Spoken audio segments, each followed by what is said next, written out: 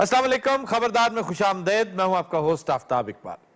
ख़वातीन व हज़रात, अफसरों और हुक्मरानों का नाम लेकर मासूम और जरूरतमंद शहरियों से रकमें बटोरने वाले नाम नहाद सियासी वर्करों की आजकल बहुतात है। कहीं मामला नौकरी का होता है, कहीं ट्रांसफर और कहीं वीजे का। अगर आप भी ऐसे किसी प्रेडेटर के हत्थे चढ़ चुके हों तो यकीन कीजिए आप किसी हमदर्दी के मुस्तहिक नहीं हैं, क्योंकि आपके साथ जो कुछ हो रहा है और जो कुछ होगा उसके पीछे आपकी जहालत और बेतवक्ली कार फरमा। लो जी हाजी साहब, गल है कि तुहाडे मेरे 8 लाख ते 32,000 रुपए हो गए ने। और ये कैसे हो गए? अब तक ये कर्जा चढ़ रहा है इससे? गल है सर, साढ़े 15वां चक्कर है और मेरा आखिरी है जी। इस्लामाबाद का? हाँ जी। तुम हर दफा कहते हो आखिरी, तो ये पैसे तुमसे ले रहा है? सर मेरे को नहीं बदे, ठीक है। पिछले महीने में छोटे मुंडे दी मैं कितनी मंगनी तो उथे हाजी साहब को मैं 2 लाख लिया है। चौधरी जो तो पैदा होया ना, ये प्यो को भी बदे ही सन। हाजी साहब ने मिलना है हमजा साहब ने। और हाजी साहब, आपको हमजा से क्या काम है? मैं हमजा को लो चपेड़ा पानी है। कोई हाजी साहब के छोटे छोटे काम ने वो हमजा साहब ने कराने। नहीं तो हमजा को क्यों बताते हो? सर की पे गल कर दे, आने वाले वक्त दा वजीर आला है तो जो उसका बाप ऑलरेडी वजीर आला है। ओ सर ढिले मठे रहंदे ने, अनकरीब बोला रिटायरमेंट लैन लगे ने। ऐसे ही खाम खा रिटायरमेंट। शहबाज शरीफ किवें रिटायर हो सकता है? फरीदी रिटायर हो सकता है? अपना क्रिस गेल रिटायर हो सकता है?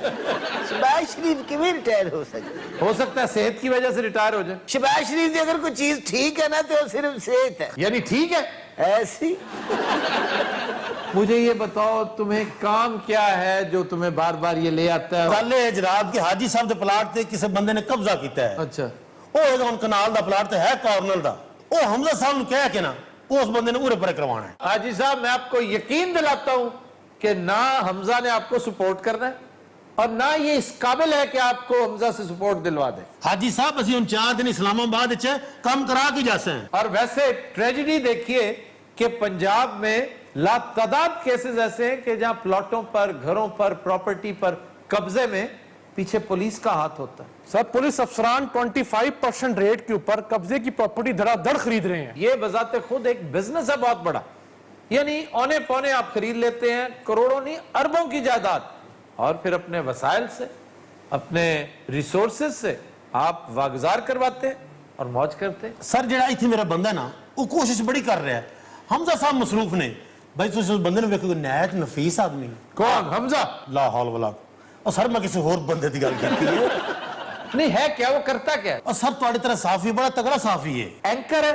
सर मैं हैरान हाँ कि उसका ध्यान एंकरियल क्यों नहीं गया। वैसे सूटड बूटड तुसी वेखो, तुसी हैरान हो जाओगे कि ऐसा नफीस करता क्या है? अखबार से लगा है सर। अखबार में क्या करता है? खराबियां का काम करता है। यार मैं पूछ रहा हूँ। जी मशीन खराब हो जाती है वो ठीक करता है। मैं कहते रहा सहाफी है सर। सहाफी रिपोर्टर भी होता है, कॉलमनिस्ट भी होता है। किथे फंस गया चौधरी?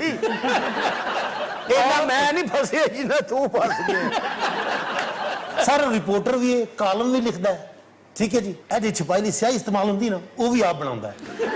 भाई इन्नी लगन है उन्होंने साफर ना, इन्नी लगन है उन्होंने, तुम सोच नहीं सकते। तू वो बंदा बेचन से नहीं आया चौधरी? सर यकीन जानो ऐसा जौक वाला भाई है, ऐसी शायरी करता है ਤੁਹਾਡਾ ਉਹਦੇ ਕੋਲ ਉੱਠਣ ਨੂੰ दिल नहीं करना। यार उसके दर्शन तो करवाओ। किधर है, किधर वो? मैं बाहर ना होने। हाजी साहब अपना क्यों काम खराब कर रहा जी? हाँ चंद साहब कितने हो? हाँ जी आ जाओ आ जाओ, हाजी साहब आ गए ने, आ जाओ। सर यकीन जानो आजकल सोशल मीडिया ते इन्ने हो। किस पे? Social media. सोशल ए शायर दी मुराद सोशल मीडिया। अच्छा जी वो आ रहे हैं तो कोई 2-4 जूस मंगवा लो मुख्तलिफ, स्ट्रॉबेरी दा, हाँ मिल्क शेक मंगा लो कोई, क्योंकि उन्होंने आना बहना है। उन्होंने क्यों कहने जिससे तेरा उधार चलता है उन्होंने कह। अच्छा ये पैसे जो तुमसे ऐंठता चला जा रहा है ये मुआवजा है या तुमसे कर्ज ले रहा है? ए उधार है जी, उधार। उधार शुरू उधार सी, हुन जिदा हो गया हुन उधार है। हारन वजह है उन्होंने दी गड्डी है। ये हारन तो मोटरसाइकिल दा लग रहा है। ते हाजी साहब मोटरसाइकिल गड्डी नहीं होंदी। मैं कहना उठो जरा, तुसी भी आओ जरा रिसीव कर ली उन्होंने। किसको? मोटरसाइकिल टूटी ही है। लो माशाल्लाह आ ही गया नहीं। अस्सलाम वालेकुम, कैसे आप?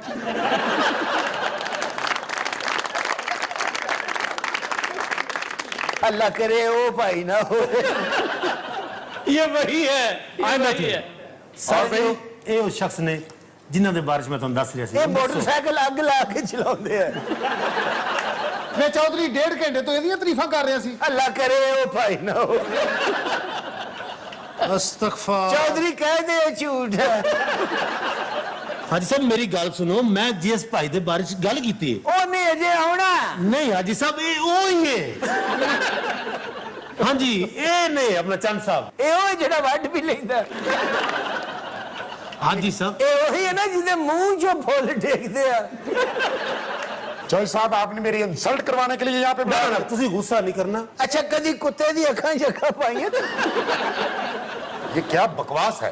उर्दू ना बोल, तू बोल ही ना, चुप रह, बल्कि तू मार ही जा। ਇਹ ਉਹ ਜਿਹਨੂੰ ਆਫਤਾਬ ਸਾਹਿਬ ਨੇ ਗੇਟ ਤੋਂ ਲੈ ਕੇ ਆਉਣਾ। ये क्या बहुधा बातें हो रही है मेरे साथ। ਇਹਨੇ ਘਟਾ ਕੰਮ ਕਰਨਾ ਜਿਹਦੇ ਕੋ ਬਹੁਦਾ ਹੀ ਨਹੀਂ ਕਿਹਾ ਜਾਂਦਾ।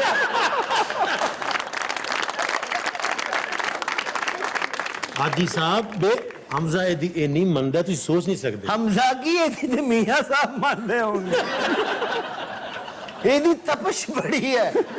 मेरे पास टाइम नहीं है। चौधरी साहब मुझे बताएं किस लिए बुलाया मुझे। ਟਾਈਮ सर टाइम ही ਹੁੰਦਾ ਐਵੇਂ ਸਾਡੇ ਤੇ ਪ੍ਰੈਸ਼ਰ ਪਾਈ ਜਾਂਦਾ। ਤੁਹਾਡਾ ਦਾ ਲੱਗਾ ਐਵੇਂ ਸਾਡੇ ਤੇ ਪ੍ਰੈਸ਼ਰ ਪਾਈ ਜਾ ਰਹੇ। ਇਹਦਾ ਮੂੰਹ ਤੇ ਵੇਖ ਲੱਗਦਾ ਸ਼ਾਹਰੁਖ ਖਾਨ ਨੂੰ 3 ਵਾਰੀ ਖਾਨ ਹੋਇਆ। अच्छा तुसी गुस्सा ना करो, लेकिन तुहानू मेरी कसम है तुसी हमजा साहब नू एक भी गल दसी ओ माइंड कर जांदे ने। और नहीं ऐसी मैं बहुधा बातें नहीं दसता हूँ।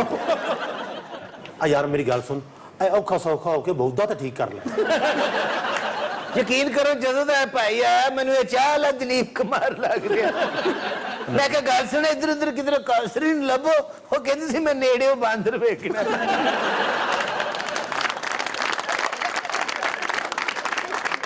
आपके पास चाय है। और मैं राव दी रेडी लाई मामा।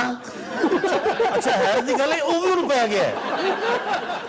ਅੱਲਾ ਦੇ ਸ਼ੁਕਰ ਹੈ ਉਹ ਨਹੀਂ ਉਹਨੂੰ ਪਿਆ। ਭਾਈ ਜੀ ਤੁਸੀਂ ਕੌਣ ਹੋ? ਬਲਕਿ ਛੱਡੋ ਤੁਸੀਂ ਕੀ ਹੋ? हाजी साहब ये ओ भाई है जिन्हें तनु हमजा साहब नाल मिलाउणा है। ਇਹਨੂੰ ਵੇਖ ਕੇ ਲੱਗਦਾ ਹਮਸਾ ਮਰੀਖ ਤੇ ਰਹਿੰਦਾ ਹੈ। ਅੱਛਾ ਜਨਾਬ ਦਾ ਕੀ ਸ਼ੌਕ ਹੈ? मैं हमजा साहब दा स्पीच राइटर हूँ। ਵਾਹ ਵਾਹ ਵਾਹ ਠੀਕ ਕਹਿੰਦਿਆ ਮੁੰਡਾ। ਮੈਂ ਹਮਜ਼ਾ ਦੀਆਂ ਤਕਰੀਰਾਂ ਸੁਣੀਆਂ। ਇਸੇ ਤਰ੍ਹਾਂ ਦੀਆਂ ਹੁੰਦੀਆਂ। हाजी साहब अपना काम करिए ते तनु परेशानी की है? ਪੁੱਤਰ ਮੇਰਾ ਕੰਮ ਨਾ ਕੱਢ ਇਹਨੂੰ ਇਥੋਂ ਕੱਢ। तुमने चौधरी से पैसे लिए हैं उसका काम करवाने के? ये चौधरी का मामला है, मेरा नहीं है। पैसे लिए है ना? मैं जवाब देने का पाबंद नहीं हूँ। आप मेरे अफसर हो। ਓਏ ਹੋਏ ਹੋਏ ਇਹ ਪੈਸੇ ਨਹੀਂ ਲੈਂਦਾ ਲੋਹਾ ਵੀ ਲੈ ਲੈਂਦਾ। अच्छा अखबार का नाम क्या है जिसमें काम करते हो? जी रोजनामा मुकालमा। आप मेरा कालम नहीं पढ़ते? नहीं मैं नहीं पढ़ता। वाकई नहीं पढ़ते? मेरी आंखें जल जाए अगर मैंने कभी पढ़ा। अच्छा यकीन है ना तुसी जुगत कीती जे क्योंकि ਤੁਹਾਡਾ ਵੀ ਹੱਥ ਖੁੱਲ ਗਏ ਤੇ ਇਹ ਅਸਲ ਚ ਨਾ ਸਲੈਂਸਰਾਂ ਦੇ ਕਾਲਮ ਲਿਖਦਾ। मेरे चंद कालम बहुत मशहूर हुए हैं। मसलन पुरसरार धुआं। क्या? पुरसरार धुआं, बहुदा चिकड़, कचरे का ढेर, ये टायर किसने जलाया? आहा मैंने जूस लबा।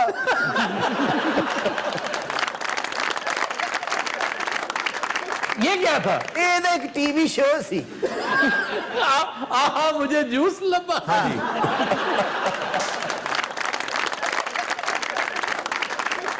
मैं यहाँ 1 मिनट नहीं रहूंगा। आफ्ताब तुम लोगों की पगड़ियां उछालते हो, मैं तुम्हें देख लूंगा, मैं फिर आऊंगा। ये कह की रहा है असलम परवेज दी चुई। This is too much. मामा तेन रस्ते का नहीं पता हमजा को किਵੇਂ पहुंचेगा?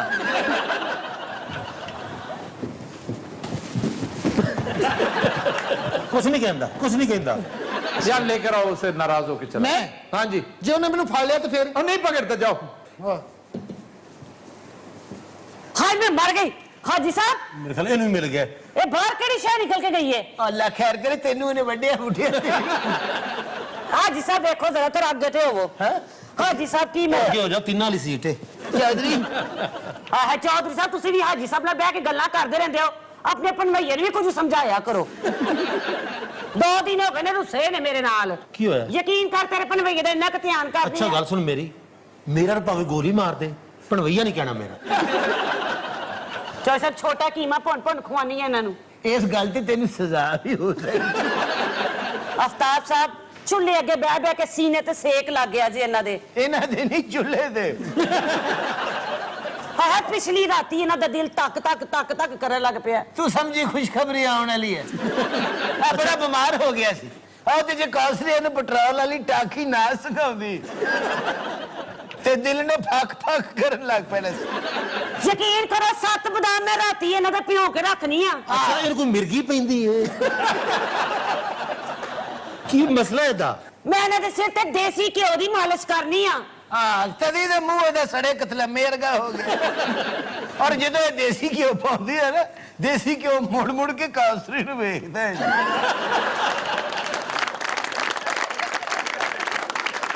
ਮੈਂ ਚੌਧਰੀ ਤੂੰ ਹੀ ਭੰਮਈਏ ਨੂੰ ਸਮਝਾ। ਹਾਏ ਨਾਰਾਜ਼ ਨੇ ਮੇਰੇ ਨਾਲ। ਕੀ ਨਾਰਾਜ਼ਗੀ ਤੇਰੀ ਹੈ? ਕੀ ਨਾਰਾਜ਼ਗੀ ਤੇਰੀ? ਮੇਰਾ ਤੇਰੇ ਤੇ ਹੱਕ ਹੈ, ਤੂੰ ਮੇਰਾ ਬਣਵਈਆ ਹੈ। ਹੱਕ ਹੈ। कौसरी एक मिनट ठहर जा, परेशान ना हो। उन्हें खराखा कर दिया।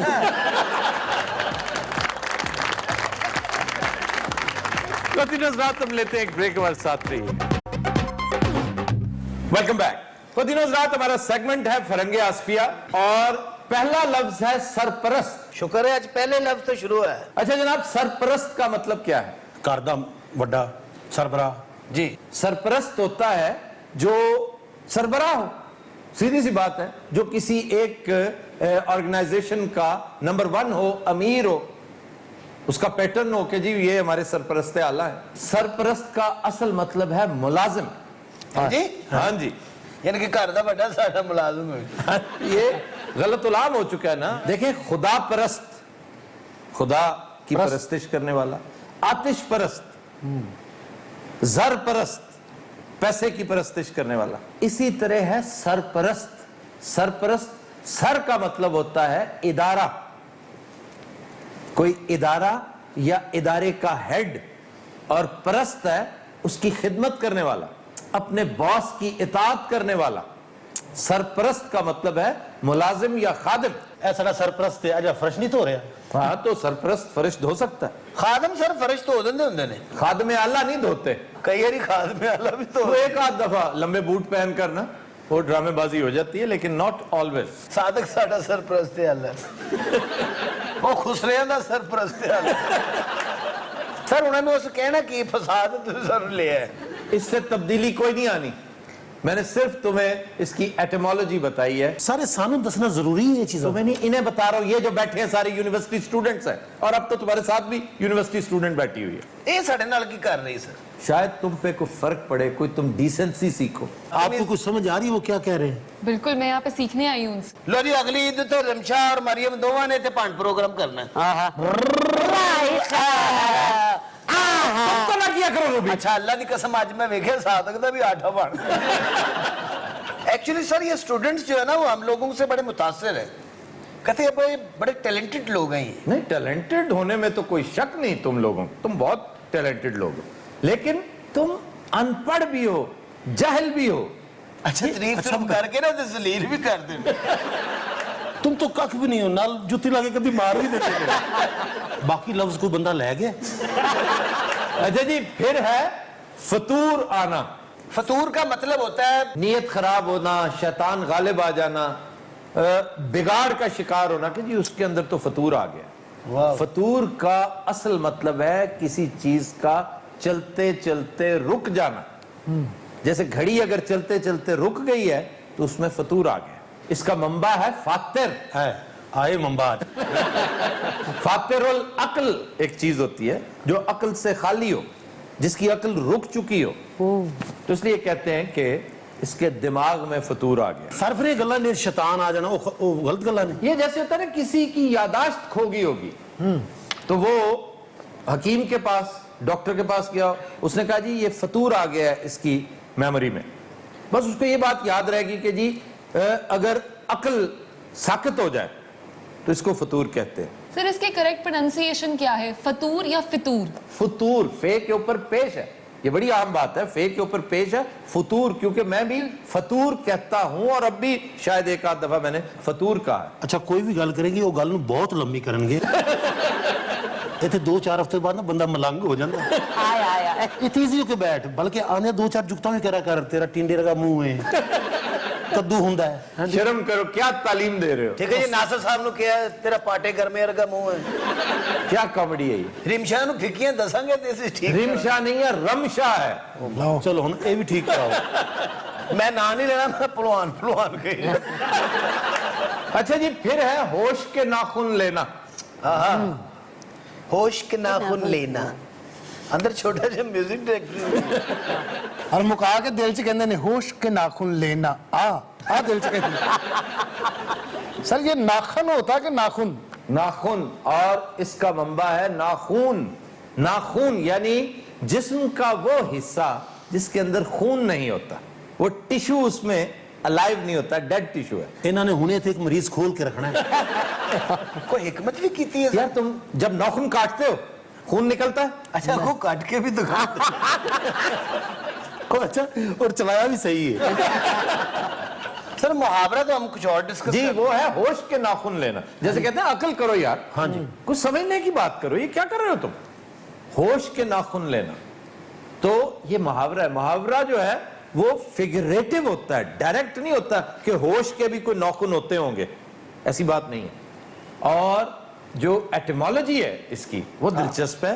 اس کا اوریجن پتہ ہے یہ کسے کہا گیا تھا سب سے پہلے؟ ہوش کے ناخن لو بھئی، کس کو؟ گھوڑے کو۔ اب کوئی جانور کیڑا نکلے ہے؟ یعنی ہوا یہ ہوگا، مطلب یہ مفروضے ہیں سارے، ہائپوتھیٹیکل باتیں ہیں، کسی نے وٹنس نہیں کیا، لیکن جو مؤلف ہوتا ہے، جو مرتب ہوتا ہے، وہ سوچتا ہے کہ یہ ہوا ہوگا، تب جا کے یہ سچویشن کریٹ ہو کہ گھوڑے کے جب ناخن بہت بڑھ جاتے ہیں تو وہ ٹھوکریں کھاتا پھرتا بیچارہ، گرتا ہے پھر سنبھلتا ہے، بھاگتے بھاگتے کئی دفعہ آپ دیکھتے ہیں گھوڑا گرتے گرتے بچتا ہے، گھوڑے نے کی پیچھی ہوتی ہے۔ تو اس کے ناخن بڑھ جاتے ہیں۔ تو اس پر کسی نے تنگ آ کے کہا ہوگا کو عقل کے ناخن لو یار، ہوش کے ناخن لو، اپنے ناخن ہی کٹوا لو جا کے۔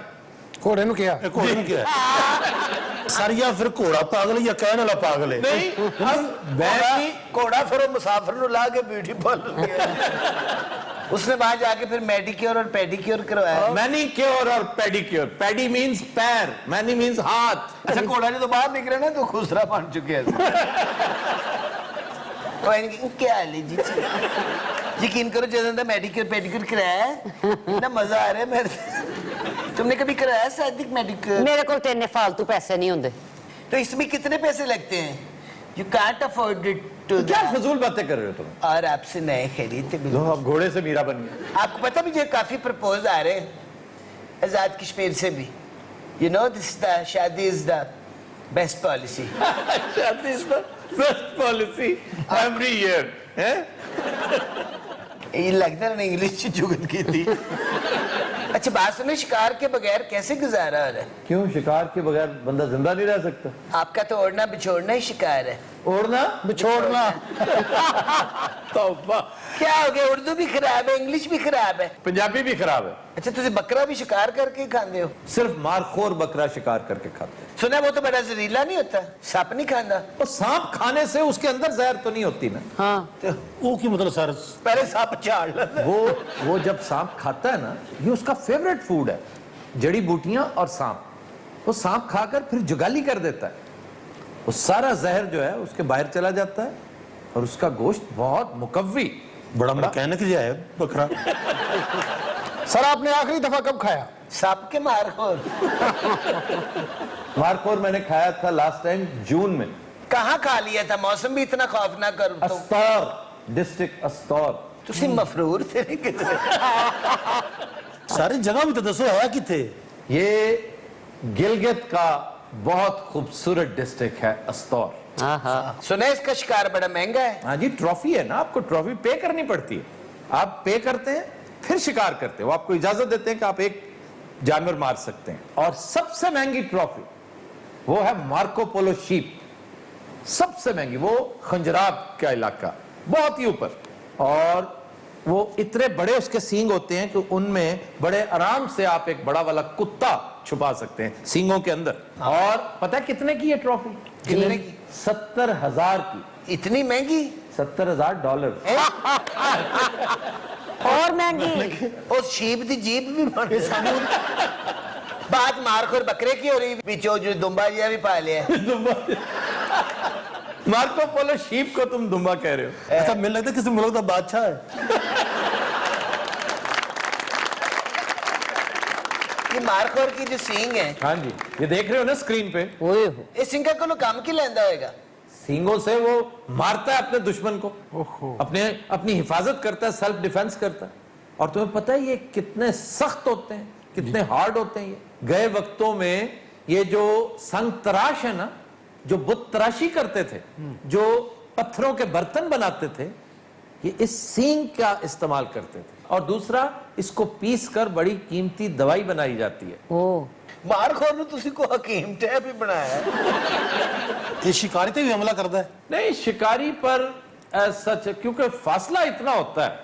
شکاری تو یوں سمجھ رہے جیسے جا کے اس نے نیزے سے مارنا ہے, وہ کم از کم 200 میں پوچھے اگو جھکتا کرنے کی لوڑ ہے ہی نہیں. وہ 200 میٹر سے مارتے ہیں اس کو نشانہ لے کر ٹیلیسکوپ سے. اچھا یہ آج کیا ہم نے مارخور نامہ شروع کر رکھا ہے؟ سر شعر سناؤ اچھا یا کوئی شعر شہزاد احمد کا. آج بھی 2 ہفتے پہلے ہم نے شہزاد احمد کا ایک شعر سنایا تھا. شام ہونے کو ہے جلنے کو ہے شمع محفل, شام ہونے کو ہے جلنے کو ہے شمع محفل, سانس لینے کی بھی فرصت نہیں پروانے کو.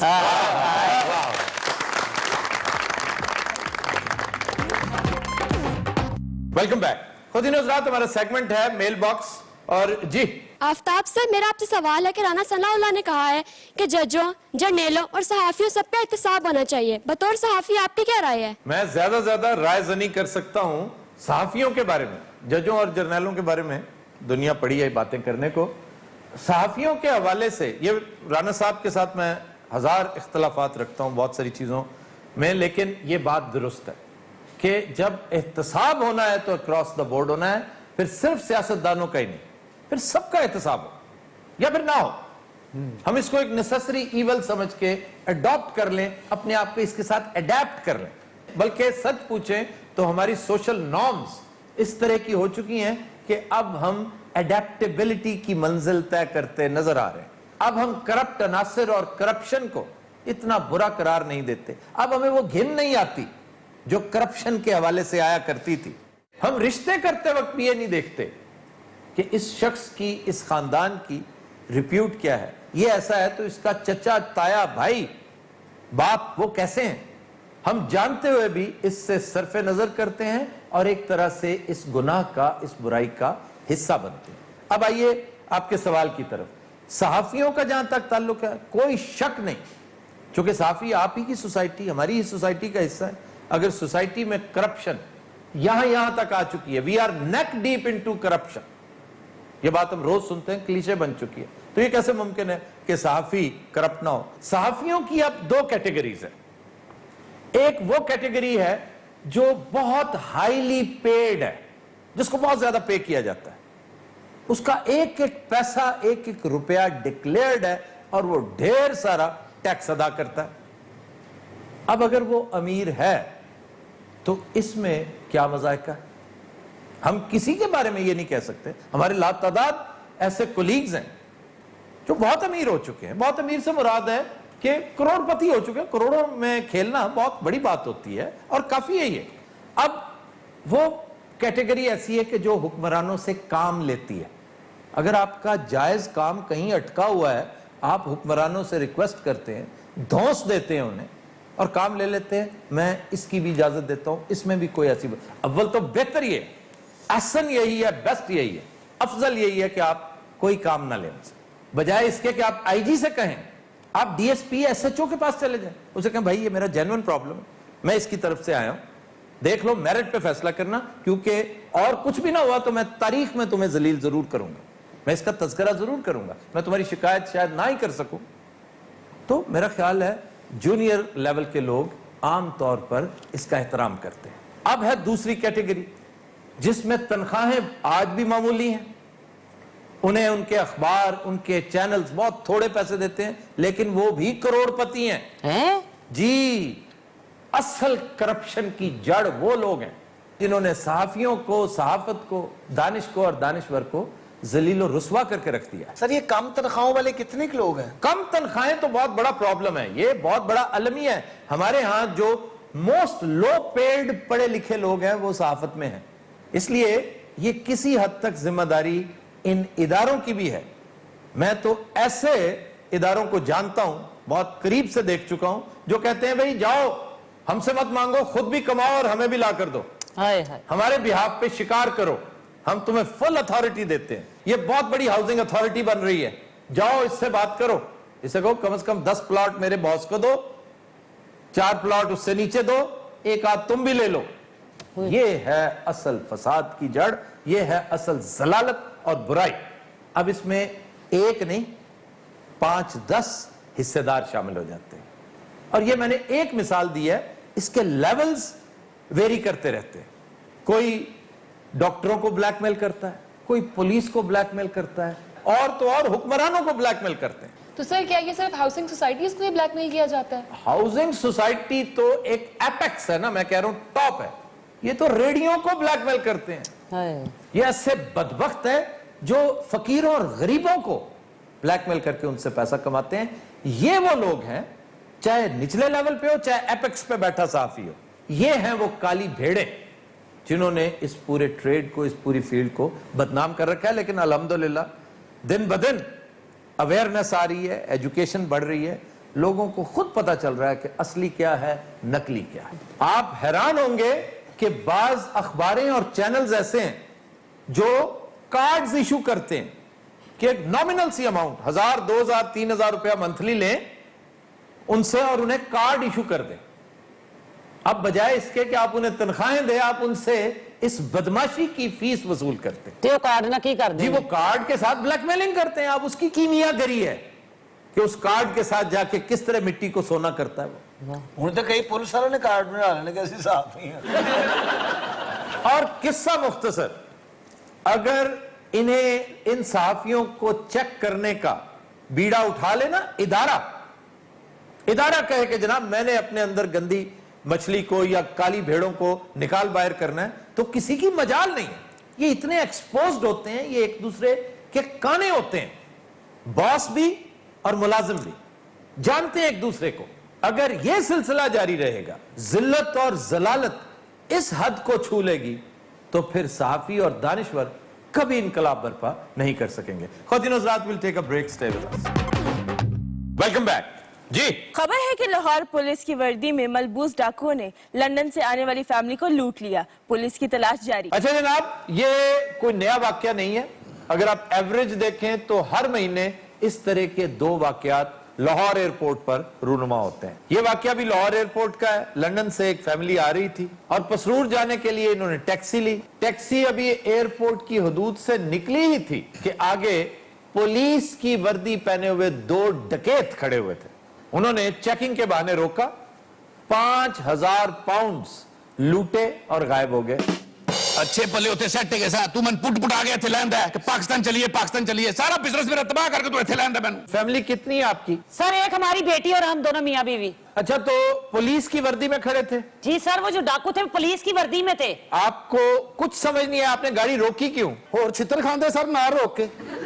سر جی وہ ٹیکسی ڈرائیور بھی بالکل کوئی ہیزیٹیشن نہیں کرتا, بس یہ کو منع کرتا, بس انہیں گڈی تو اشارہ کیتا, رکن تو رک گیا اور اتر کے باہر آ گیا. انہیں کہا چلو تلاشی. یہ وہی کیس ہے جو ہم نے چند دن پہلے بینکاک ڈسکس کرتے ہوئے بتایا تھا کہ ڈرائیورز جو ہے وہ ملے ہوتے ہیں, انہوں نے ایکا کیا ہوتا ہے ڈکیتوں کے ساتھ. تو پولیس نے ابھی تک کچھ نہیں کیا. سر 1 گھنٹہ ہو گیا فون کیتا, حالے تک نہیں آئے. کوئی تفتیش سے آندا نا, کوئی بھی نہیں آیا حالے تک. صاحب جی چھڈو پرے 5000 پاؤنڈ نو, تسی واپسی دا سوچو. 6 لاکھ روپیہ بندا بیٹا, 6 لاکھ روپیہ. بس ٹھیک ہے, اتنے اور 3 لاکھ لگ جانا تے کیس دا ککھ نہیں جے ہونا. یار تم ملازم ہو ان کے؟ جی. مجھے تو تم پہ شک پڑ رہا ہے, جتنے چالاک اور مکار ہو. نہ لو کی ہو گیا تانوں. آپ کو کسی پہ شک نہیں ہے؟ ہمیں تو کسی پہ سر شک نہیں ہے. اور یہ بندہ کلیئر ہے؟ ہاں جی, ہماری طرف سے تو کلیئر ہے, کیونکہ یہ بہت وفادار آدمی. تسی کیوں بار بار میرے تے دھیان پوا رہے ہو, دسو. جا باہر چیک کر, گڈی دی آواز آئی, لگتا پولیس آ گئی ہے. او تو کدھر دوڑ رہے ہیں؟ اگے لگے سر اگے کیا لگے؟ میں تانوں میں تینوں دسدا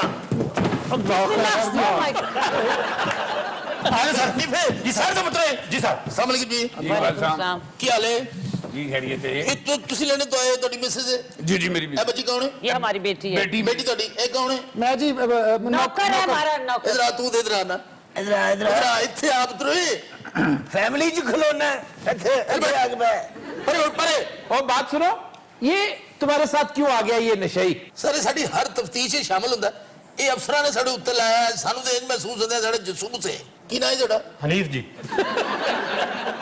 ਨਹੀਂ ਫੇ ਪੁੱਤਰ ਖਿਆਲ ਕਰਨਾ ਜੀ ਮੈਨੂੰ ਬਕੂਆ ਦੱਸੋ ਕੀ ਹੈ कितों शुरू करा मैंने तो समझ नहीं आ रही 13 बारी तो मैं 10 बैठा हुआ ਅੱਛਾ ਭਾਈ ਜੁਗਤਾ ਨਾ ਕਰੋ ਵਾਕਿਆ ਸੁਣਾਓ ਅੱਛਾ ਲੈ ਝੂਠ ਨਾ ਮਿਲਾਵੇ ਸੇਠ ਸਾਹਿਬ ਦੀ ਆਵਾਜ਼ ਭੰਡਾਰ ਕੀ ਨਹੀਂ 5000 पाउंड एक मिनट मेरा फेफड़ा कमजोर है प्लीज आहिस्ता आप करते क्या वहाँ मेरा अपना बिजनेस है जी उथे कदा कैश एंड कैरी है जी हमारी ਇਹਨੂੰ ਦੱਸਣ ਦੇ ਥੱਥਾ ਹੈ आप उनसे बदतमीजी से बात मत ਬਦਤਮੀਜ਼ੀ ਨਹੀਂ ਬੀਬੀ ਗੱਲ ਕਰਨ ਦੇ ਜ਼ਰਾ और तुम ऊपर क्या देखते चले जा रहे हो ਤੁਹਾਨੂੰ ਦੇਖ ਰਿਹਾ ਬੀਬੀ ਤੁਹਾਨੂੰ ਦੇਖ ਰਿਹਾ इन्ना ते नहीं है उत्ते देखी जा रहे हैं ਨਹੀਂ ਇੰਨਾ ਨਹੀਂ ਗਾ ਉਹਦੇ ਨੇੜੇ ਨੇੜੇ ਹੈ ਇਹਦਾ ਮਤਲਬ ਟੀਰਾ ਚੱਲ ਦੇ Oh my God! ਤੁਹਾਡਾ ਕੰਮ ਬਣ ਗਿਆ ਤਫਤੀਸ਼ ਸ਼ੁਰੂ ਹੋ ਗਈ ਸਮਝੋ ਇਹ ਸਾਡੀ ਤਫਤੀਸ਼ ਦਾ ਨੁਕਤਾ ਆਗਾਜ਼ ਹੈ ਉੱਤੇ ਬੈਠੋ ਇਹ ਨਹੀਂ ਗੱਲ ਮੈਂ ਹਮੇਸ਼ਾ ਡਿੱਗਦਾ ਪਈ ਜਾਂਦਾ ਮੈਂ सर एडा मोटा एसएचओ उतो एसआई टीरा है पुलिस है ਕੀ ਮਸਲਾ ਤੇਰਾ ਕੀ ਮਸਲਾ है ਉਹੀ ਗੱਲ ਹੋਈ ਨਾ ये बच्ची जो है आपकी ये लंदन में क्या करती ਪੜ ਦੀਏ जो पढ़ती है हाँ। तो किल्ली क्यों जाना पड़ती है ਉਹਨੇ ਗੱਲ ਕਰ ਲੈਣਾ ਕੀ ਹੋਇਆ ਤੈਨੂੰ ਉਹ ਤੇ ਪੜਦੀ ਤੁਸੀਂ ਲੰਡਨ ਚ ਖੱਟਾ ਵੇਚਦੇ ਹੋ ਭਾਈ ਜੀ ਇਹ ਜਿਹੜਾ ਟੈਕਸੀ ਡਰਾਈਵਰ ਸੀ ਇਹਦੀ ਸ਼ਕਲ ਸ਼ਮਾਤ ਤੁਹਾਨੂੰ ਯਾਦ ਹੈ ਅਸਲ ਚੋਰ ਉਹ ਹੈ ਉਹ ਇੰਸਪੈਕਟਰ ਸਾਹਿਬ ਉਹਦੀ ਸ਼ਕਲ ਤਾਂ ਮੈਂ ਭੁੱਲ ਹੀ ਨਹੀਂ ਸਕਦਾ ਉਹਦੀ ਸ਼ਕਲ ਬਿਲਕੁਲ ਗੁੱਲੂ ਵਰਗਾ ਕੀ ਜੇ साहब जी की कह रहे हो ਬਸ ਤੂੰ ਕਲੀਅਰ ਨਾ ਕਰ ਕਲੀਅਰ ਨਾ ਕਰੋ ਇੰਨੀ ਦੇਰ ਦਾ ਤੂੰ ਸਾਨੂੰ ਇੱਥੇ ਗੁੱਲੂ ਬਣਾਉਂਦੇ ਹੈ ਸਰ ਮੇਰੀ ਜਿਹੜੀ ਤਫਤੀਸ਼ ਹੈ ਉਹ तमाम तरफ फिलहाल तो जा रही है गुल्लू वाली साइड एवी मोबाइल जा रही है कोई बदमाशी है हिली ना हिली ना हिली ना हिली ना हिली ना तू हिली ना ਹੋਇਆ ਕੀ ਸੀ ਜੀ भाई बच्चे से बात मत करो वो पहले ही ट्रॉमा में है ਬੜੇ ਅਮੀਰ ਨੇ ਇਹਨਾਂ ਕੋਲ ਤਾਂ ਆਪਣਾ ਡਰਾਮਾ ਵੀ ਹੈ मेरी जी तफ्तीश है ਉਹਦੇ ਮੁਤਾਬਕ ਮੈਂ ਗੁੱਲੂ ਨੂੰ ਥਾਣੇ ਲੈ ਕੇ ਜਾਵਾਂਗਾ अरे एवी लेके जाओगे थाने मैं की कीता जो ਗੁੱਲੂ ਤੂੰ ਫਿਕਰ ਨਾ ਕਰ ਅਸੀਂ ਤੇਰੇ ਨਾਲ ਆ ਬੇਟਾ ਲੈ ਵੀ ਨਹੀਂ ਪੁੱਤਰ ਜੀ ਸਾਹਿਬ ਮੈਂ ਜਰਾ ਫੋਨ ਕਰ ਲਵਾਂ ਇਹ ਗੁੱਲੂ ਲਿਆ ਕੇ ਡਾਲੇ ਸੁੱਟੋ ਲੈ ਪੁੱਤਰ ਜੀ ਜੀ ਜਲਦੀ ਆ ਮੇਰੇ ਬੱਚੇ ਇੱਜ਼ਤ ਨਾਲ ਲੈ ਕੇ ਜਾਣਾ ਯਾਰ ਚੱਲ ਵੀ ਅਫਸਰ ਨਾਲ ਚੱਲ ਪੁੱਤਰ साहब जी की हो गया जी साहब जी की होता है? मैं नहीं जाना साहब जी ਤੂੰ ਜਾਏਗਾ ਬੇਟਾ ਮੈਂ ਤੈਨੂੰ ਲੈ ਕੇ ਜਾਵਾਂਗਾ ਉਹ ਗੱਲ ਸੁਣ ਬਈ ਅਗਰ ਨਹੀਂ ਜਾਣਾ ਚਾਹੁੰਦਾ ਤਾਂ ਰਹਿਣ ਦੇ ਅਦਾਲਤ ਦੇ ਜ਼ਰੀਏ ਤੁਸੀਂ ਸਾਡੇ ਨਾਲ ਗੱਲ ਕਰੋ ਸਾਡੇ ਅਫਸਰਾਂ ਨੇ ਕਿਹਾ ਇਹਨਾਂ ਲੈ ਕੇ ਜਾਣਾ ਤੁਸੀਂ ਕੌਣ ਹੁੰਦੇ ਹੋ ਮੈਂ ਤੁਹਾਡੇ ਆਈਜੀ ਨਾਲ ਗੱਲ ਕਰ ਲਾਂਗਾ ਤੁਸੀਂ ਜਾਓ ਉਰੇ ਆ ਪੁੱਤਰ ਉੱਥੇ ਬੈਠ ਕਿੱਥੇ ਬੈਠ ਸੇ ਕਿੱਥੇ ਬੈਠ और फॉर लोड शेडिंग पाकिस्तान में तौबा ਕੋਈ ਨਾ ਹਿੱਲੇ ਮੈਨੂੰ ਸਭ ਨਜ਼ਰ ਆ ਰਿਹਾ ਆ ਨਿਫਟੀ ਰਹੇ ਨਹੀਂ ਇਹ ਯੂਪੀਐਸ ਵੀ ਗਏ ਮੈਂ ਤੇਰੀ ਦੰਦ ਕੱਟ ਦੇਣੇ ਤੇ ਚੱਲ ਚੱਲ क्या हो रहा है ਚੋਰੀਆਂ भाई, ਫੜ ਬਾਹਰ ਡਾਲੇ ਚਨੂੰ उफ, कुछ नजर नहीं आ रहा क्या कर रही है ਬਾਹਰ ਡਾਲੇ और ये क्या किए जा रहे हो ਤੁਸੀਂ ਚੁੱਪ ਰਹੋ ਬਸ ਨਹੀਂ ਰਹੇ ਹੈ ਬੋਲਣਾ ਨਾ ਨੀਵ ਹਾਂਜੀ ਉਧਰ ਮੁਲਜ਼ਮ ਲੈ ਆਏ ਹੋ ਲੈ ਚੋਈ ਸਾਹਿਬ ਸ਼ਾਬਾਸ਼ ਗੁੱਡ ਆਉਂਦਾ ਨਹੀਂ ਸੀ ਅੱਛਾ ਰਸਤੇ 100 ਵਾਰੀ ਬੇਹੋਸ਼ ਹੁੰਦੀ ਮੈਂ ਐਕਟਿੰਗ ਕੀਤੀ ਹੈ ਲਾਈਆਂ ਮੈਂ ਖਿੱਚ ਖਿੱਚ ਕੇ ਚੰਗੀਆਂ ਗੱਡੀ ਸਿਰਫ ਮੁਲਜ਼ਮ ਨੂੰ ਨਹੀਂ ਪਈਆਂ ਹਾਂਜੀ ਸਾਨੂੰ ਵੀ ਪਈਆਂ ਨੇ ਮੈਂ ਤਾਂ ਬੜੀ ਦੇਰ ਦੁਆ ਕਰਦਾ ਰਿਹਾ ਅੱਲਾ ਥਾਣਾ ਜੇ ओ क्यों मारते क्यों हो मुलजम को? ਸਰ ਨੂੰ ਮਾਰਨਾ ਇਹ ਜਿਹੜਾ ਗੁੱਲੂ ਹੈ ਨਾ ਜੀ ਮੁੰਡਾ ਉਹਨਾਂ ਦਾ ਨੌਕਰ ਹਾਂਜੀ। ਇਹਦੇ ਤੇ ਮੈਨੂੰ ਸ਼ੱਕ ਜਾ ਰਿਹਾ ਹੈ ਮੁੰਡਾ ਨਾਲ ਰਲਿਆ ਉਸ ਡਰਾਈਵਰ ਦੇ ਉਹ ਸਰ ਬੇਹੋਸ਼ੀ ਦੀ ਐਕਟਿੰਗ ਕਰ ਰਿਹਾ ਸੀ ਮੈਨੂੰ ਗੁੱਸਾ ਇਸ ਤੋਂ ਆਇਆ ਔਰ बेहोश ਤੇ ਪਹਿਲੇ ਕੁ ਸੁਣਤੇ ਹੋ ਗਏ ਸੀ। तुमने मारा होगा तो बेहोश होगा ना। ਅੱਛਾ ਮੈਨੂੰ 2 ਹੋਰ ਪੈ ਜਾਂਦੀਆਂ ਨਾ ਮੈਂ 5000 ਪਾਉਂਡ ਮੰਨ ਜਾਣਾ ਸੀ ਨਹੀਂ ਮੈਂ ਪਿੱਛੇ ਹੋਣਾ ਮੈਂ ਇਹਦੇ ਨਾਲ ਗੱਲ ਕਰਦਾ ਜੀ। ਚੋਰ ਤੇ ਆ ਪੁੱਤਰਾ ਅੰਨੀ ਦੀ ਆ ਤੈਨੂੰ ओ ये किसको पकड़ लाए हो? ਉਹ ਸਾਹਿਬ ਜੀ ਸਰ ਉਹ ਨੀਵੇ ਕਿਉਂ ਫੜ ਲਿਆ ਤੇਰਾ ਖਾਨਾ ਖਰਾਬ ਹੋ ਜਵੇ ਉਹ ਅੰਨੀ ਦੀ ਡੀਆਈਜੀ ਦਾ ਰਿਸ਼ਤੇਦਾਰੀ ਉਹ ਸਾਡੇ ਬਿੜੇ ਘਰ ਕੋਲ ਜਿਹੜੇ ਪੇਟੀਆਂ ਲੈ ਜਾਣਗੇ ਆ ਇਹ ਨੌਕਰ ਡੀਆਈ ਦਾ ਰਿਸ਼ਤੇਦਾਰ ਨਹੀਂ ਵੇ ਹਾਂਜੀ ਉਹ ਤੂੰ ਮਾਰ ਮਾਰ ਕੇ ਉਹਨੂੰ ਅੰਗਰੇਜ਼ ਜਿਹਾ ਬਣਾ ਦਿੱਤਾ और ये तुम उसके मालिक को पकड़ लाए हो? ਉਹ ਸਰ ਤੁਸੀਂ ਬੋਲ ਪਏ ਕਿ ਮੈਂ ਮੁਲਾਜ਼ਮ ਨਹੀਂ ਹੈ ਮੈਂ ਮਾਲਕ ਹਾਂ अब मैं की बोलदा अब पहले लपड़ ते मैं बेहोश हो गया वा नजर तेन आंदा नहीं टीरे जे नू ਚਵਲਦਿਆ ਬੱਚਿਆ ਇਹ ਮੈਂ ਸਹੀ ਪੜ ਕੇ ਲੈਣਾ ਸਰ ਨਹੀਂ ਨਹੀਂ ਤੂੰ ਮਾਰਿਆ ਵੀ ਸਹੀ ਹੈ ਅੱਛਾ ਉਹ ਸਾਹਿਬ ਜੀ ਨੂੰ ਮਾਰ ਮਾਰ ਕੇ ਇਹਨੇ ਖੋਤਾ ਜਿਹਾ ਬਣਾ ਦਿੱਤਾ ਉਹ ਯਾਰ ਤੈਨੂੰ ਇਹ ਵੀ ਨਹੀਂ ਪਤਾ ਲੱਗਾ ਅੰਨੀ ਦਿਆ ਕਿਉਂ ਸਾਹਿਬ ਉਹਨੂੰ ਟਾਈ ਲਾਈ ਯਾਰ उस गरीब की मार खा खा के टाई गल च आ गई है।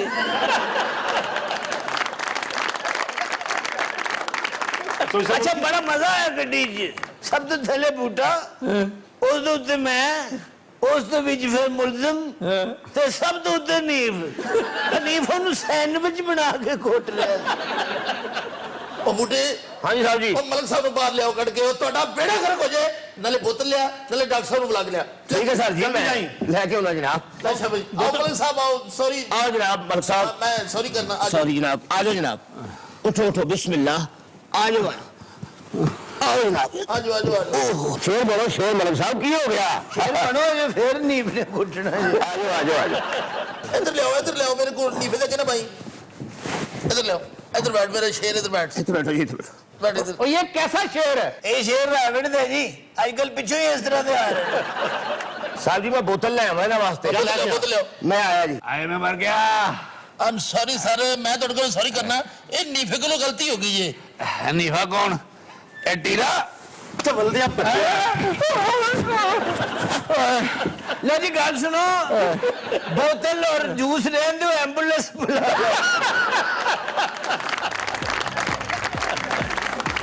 ख़वातीन हज़रात आज के शो का वक्त खत्म हुआ। आपसे मुलाकात होगी इंशाल्लाह नेक्स्ट वीक। इजाजत दीजिए। अल्लाह हाफ़िज़ नासिर।